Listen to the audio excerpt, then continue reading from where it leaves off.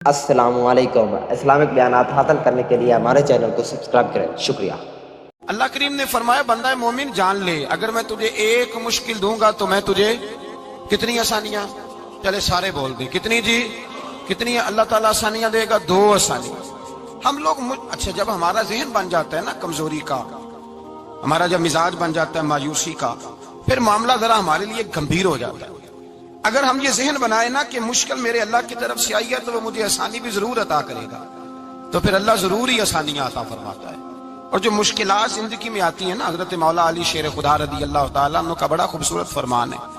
حضرت علی فرماتے ہیں جب تجھے مشکل آتی ہے تو وہ تجھے رب کا پتہ بتانے آتی ہے، وہ تجھے اللہ کا پتہ بتاتی ہے، اس لیے کہ جب تو سارے اسباب کر لیتا ہے، جو ضرورت ہوتی ہے پوری کرتا ہے، تندرست ہو کے وہ کام کرتا ہے، پھر بھی کام نہیں ہوتا، تو اس کا مطلب ہے کرنے والا تو نہیں، کرنے والا کوئی اور ہے، جو کام کرنے والا کوئی اور ہے۔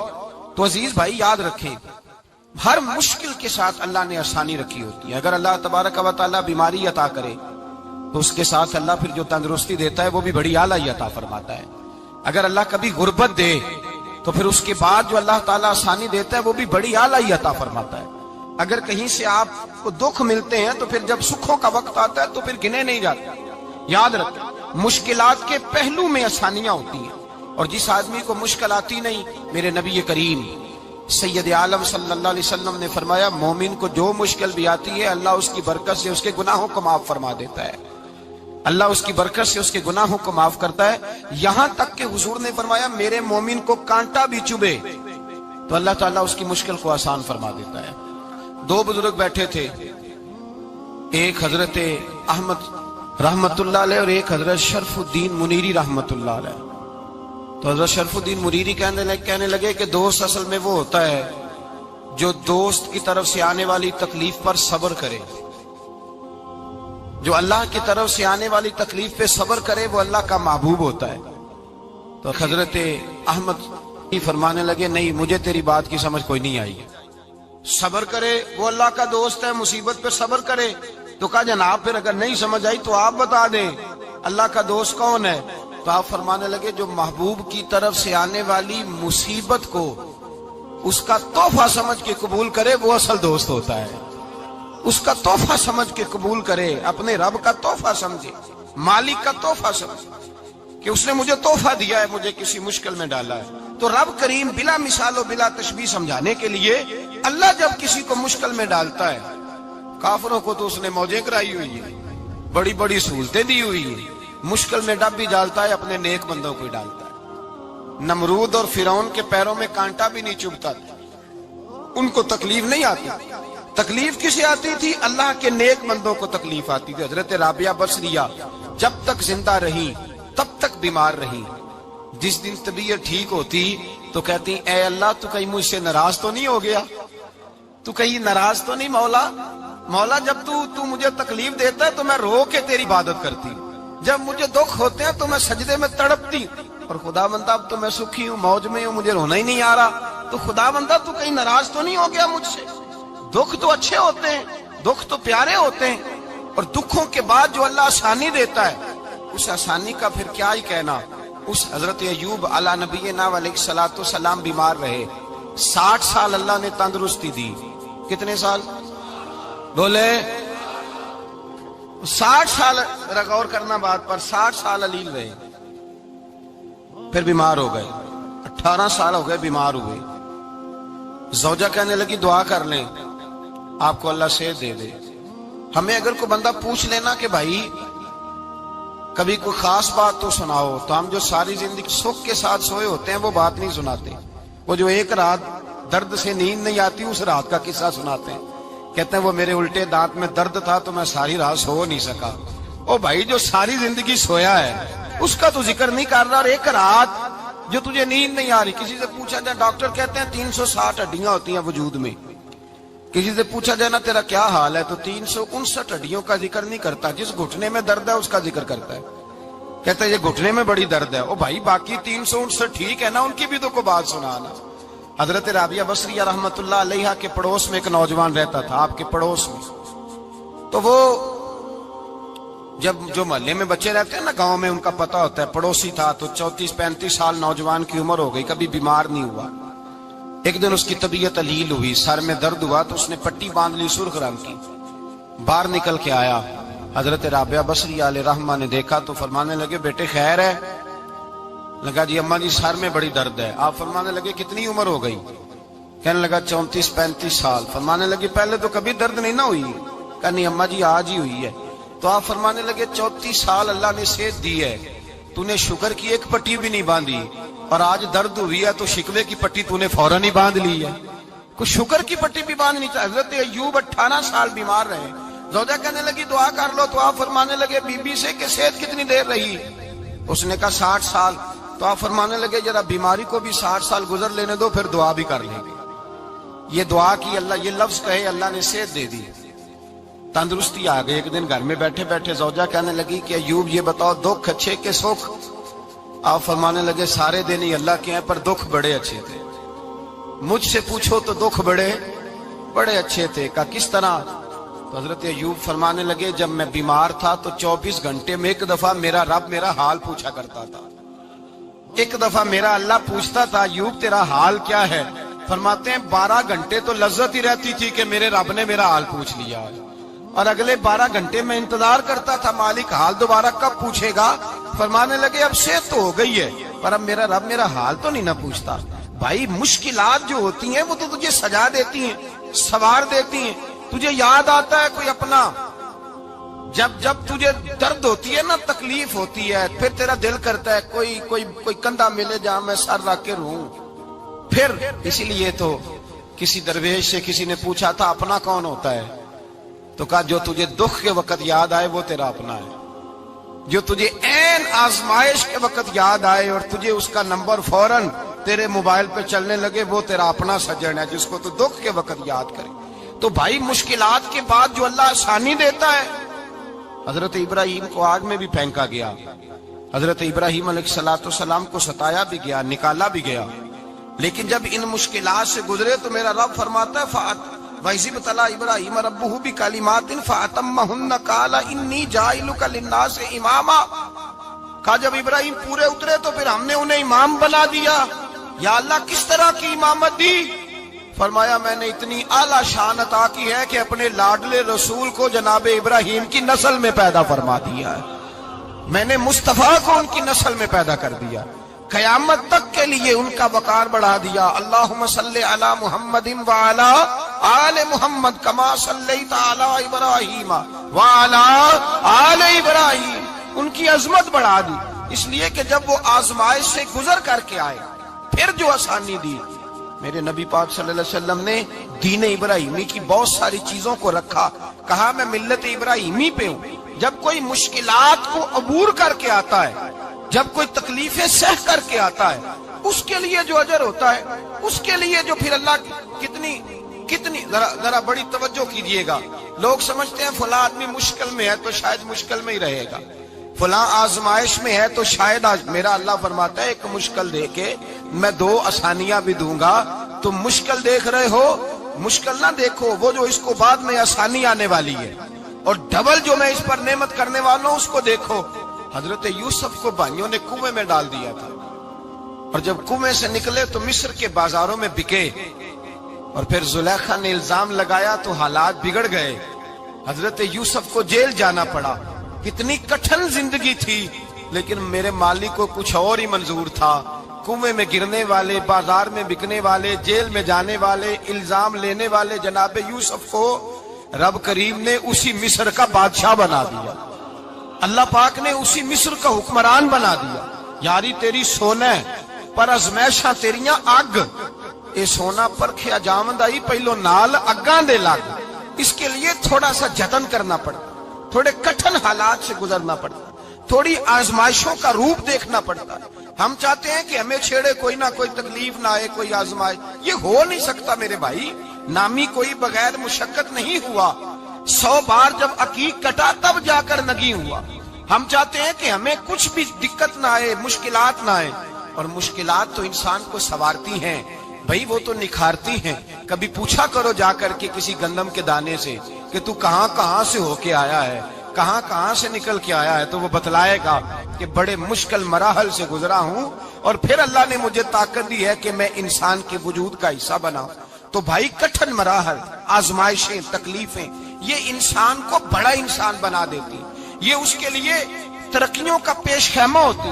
ہمارے جوان پریشان ہو جاتے ہیں، عورتیں خاص کر کے اس بات پہ توجہ کریں، وہ بڑی جلدی غم لے جاتی ہیں. وہ کہتی ہیں جانے میرا کچھ ہوگا ہی نہیں، جانے میرا کچھ ہو ہی نہیں سکتا. میرے بھائی درجنوں اور بیسیوں لوگ ایسے ہیں جن کی اولادیں نہیں تھی لیکن نام ان کا ان سے بھی زیادہ ہے جو بڑے بڑے صاحب اولاد. حضرت عبداللہ مزنی حضور کے غلام تھے، قبیلہ مزن کے رہنے والے. والد فوت ہو گئے، چچا نے پالا تھا، اسلام قبول کر لیا. چچا اسلام کا بڑا دشمن ہے، حضور کا نام آئے تو جلال کرتا، حسد اور بغض میں جل جاتا، بڑی اسلام کے ساتھ دشمنی اور عناد رکھتا ہے. حضرت عبداللہ کہتے ہیں پہلے تو میں عشق رسالت کو دباتا رہا، پھر یہ چنگاری شعلہ بن گئی، پھر کہ یہ ہلکا سا جذبہ سمندر اور صحرا کا روپ دھار گیا. فرماتے ہیں ماں تھی اور میں تھا، میں گیا جا کے چچا سے کہا میں نہیں رہ سکتا. کہاں جائے گا؟ تو میں نے دھیمے لہجے میں کہا میں مدینے جاؤں گا، اب میں رسول اللہ کے مدینے جاؤں گا، اب میرا گزارا نہیں ہوتا، اب میں جاؤں گا. کہتے ہیں چچا کہنے لگا اچھا تو وہاں جائے گا؟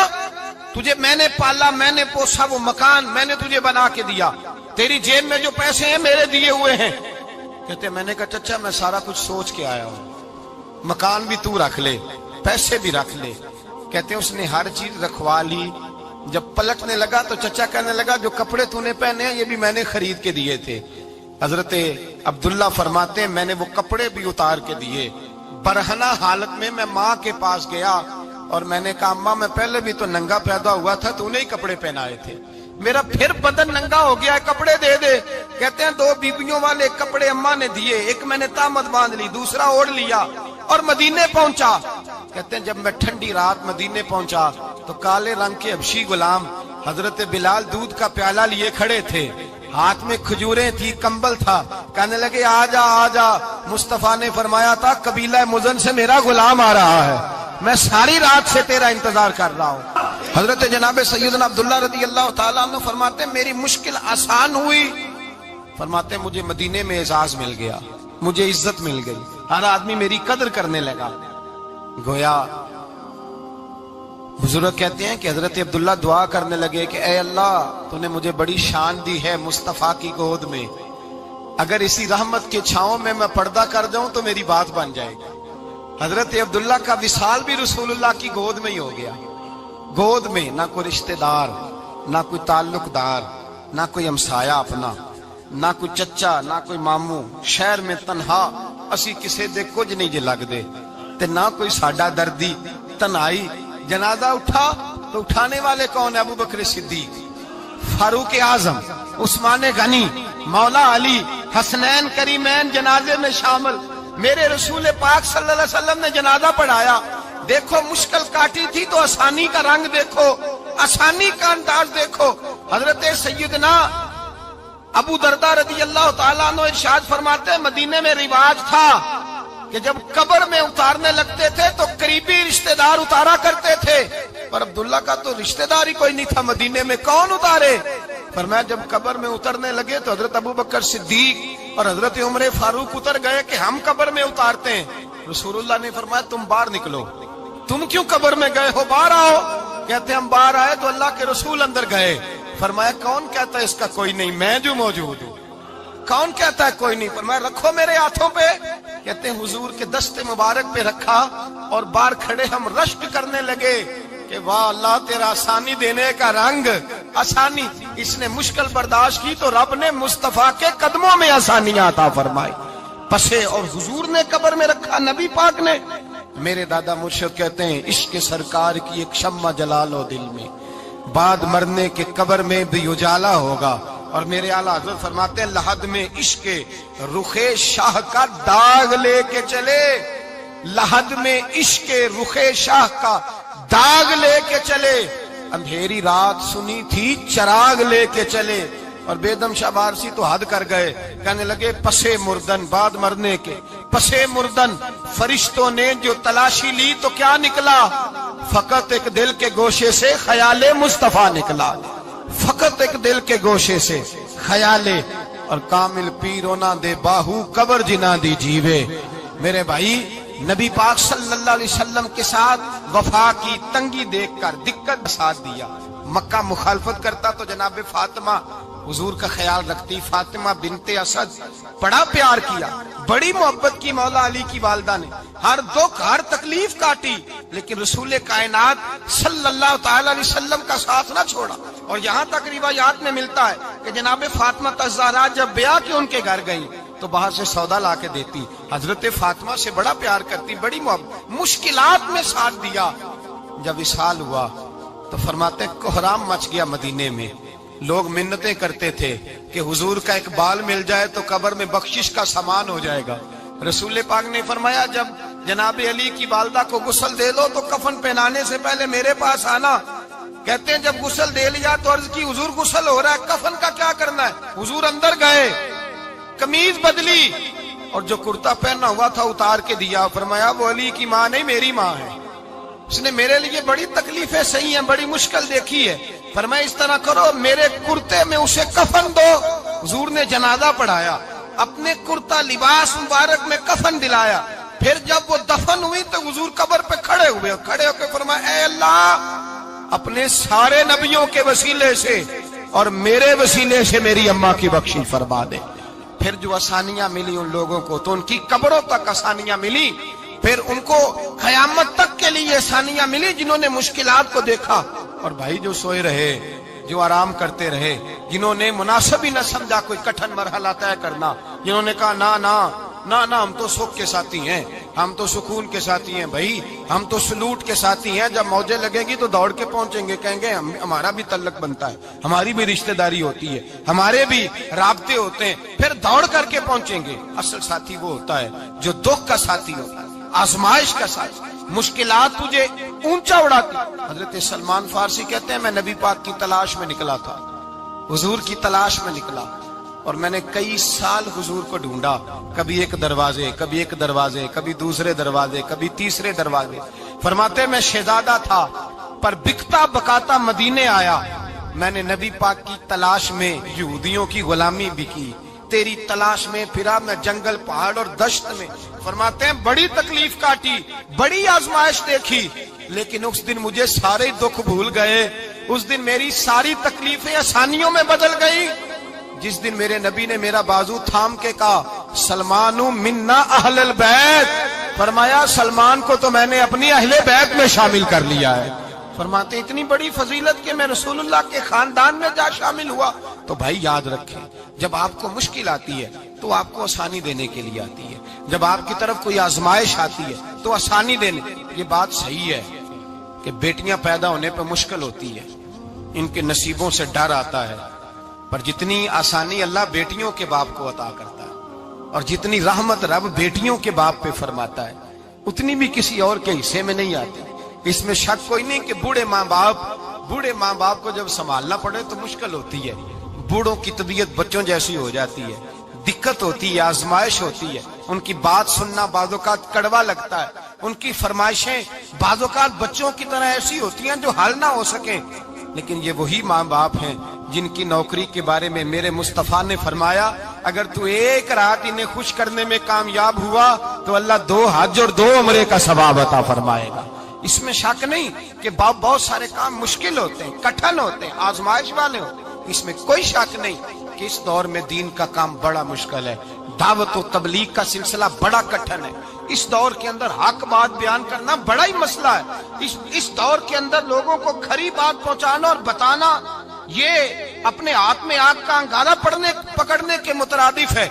लेकिन मेरे मुस्तफा ने फरमाया था उस दौर में जब फितना हो मन तमस्सका भी सुन्नती इंदा फसाद उम्मा फलहु अजरु मियातिन शहीद। फरमाया उस दौर में जब आजमाइशें आ जाए, तकलीफें आ जाए, उस दौर में जो मेरी सुन्नत पर अमल करेगा, रसूल पाक का वादा है अल्लाह एक सुन्नत पर अमल करने वाले को 100 शहीदों का सवाब अता फरमाए। अल्लाह 100 शहीदों का दर्जा देगा उसे। तो भाई जिस कदर मुश्किल ज्यादा उस कदर आसानी भी, उस कदर अजर भी ज्यादा। मुश्किलात से घबराया ना करें, ज़हन बना लें कि जिस रब ने दी है वही अल्लाह निजात भी अता फरमाएगा। انسان آسان ہو جاتا ہے. ہم لوگوں نے نا دوڑ صرف سکھ کٹھے کرنے کے لیے لگا لی ہے, سکھ کٹھے کرنے کے لیے. وہ لوگ دکھوں میں راضی رہتے تھے, دکھوں میں راضی رہتے تھے, آزمائشوں میں. ہمارا دعویٰ ہے رب رسول سے پیار کا, اور میرے حدیث بخاری میں ہے, فرمایا جو مجھ سے جتنا زیادہ پیار کرے گا اتنا اس کی طرف مشکل زیادہ آئے گی. حضرت ابو بکر شبلی رحمت اللہ علیہ سے کچھ لوگ ملنے آئے, کہنے لگے صاحب ہمیں آپ بڑے اچھے لگتے ہیں, بڑے پیارے لگتے ہیں, آپ کی زیارت کرنے آئے, دل کرتا ہے 2 گھڑیاں پیر دبا دیں, دست مبارک چوم جائیں, دست بوسی ہو جائے, دل کرتا ہے. آپ نے فرمایا واقعی مجھ سے پیار ہے؟ کہا حضور بڑا پیار ہے. فرمایا سوچ لو. کا صاحب بڑا پیار, پھر سوچ لو. کا بڑا پیار ہے. حضرت ابو بکر شبلی دیوانے سے آدمی تھے, پتھر اٹھائے روڑے اور زور زور سے ان لوگوں کو مارنے شروع کر دیے. دوڑ گئے, کہنے لگے بابا تو پاگل ہو گیا ہے. جب دوڑے تو حضرت ابو بکر شبلی فرمانے لگے بس تم تو کہتے تھے ہمیں پیار بڑا ہے. کہا حضور کیا مطلب؟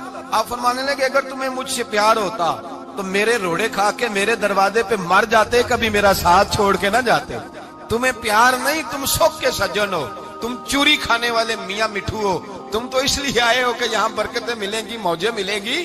تمہیں پیار نہیں. ہمیں خدا رسول سے پیار بھی ہے, ذرا سی آزمائش آئے رونے بیٹھ جاتے ہیں. غریب بھی رو رہا ہے, بیمار بھی رو رہا ہے, تنگ دست بھی رو رہا ہے, اور جو آدمی کسی مشکل میں گرفتار ہے وہ بھی کہتا ہو جتنا میں الجھ گیا ہوں ہے ہی کوئی نہیں. اٹھیں, بیدار ہوں, اپنے آپ کو توانا کریں, اپنے اندر جولانیاں پیدا کریں. یاد رکھیں جتنی مشکل سخت ہوگی اتنی آسانی بھی اللہ زیادہ ہی عطا فرمائے گا. اللہ تعالیٰ زیادہ اور وعدہ کیا اللہ پاک نے, فَإِنَّ مَعَ الْعُسْرِ يُسْرًا إِنَّ مَعَ الْعُسْرِ يُسْرًا. فرمایا اگر میں تمہیں ایک مشکل دوں گا تو میں تمہیں 2 آسانیاں عطا فرماؤں گا.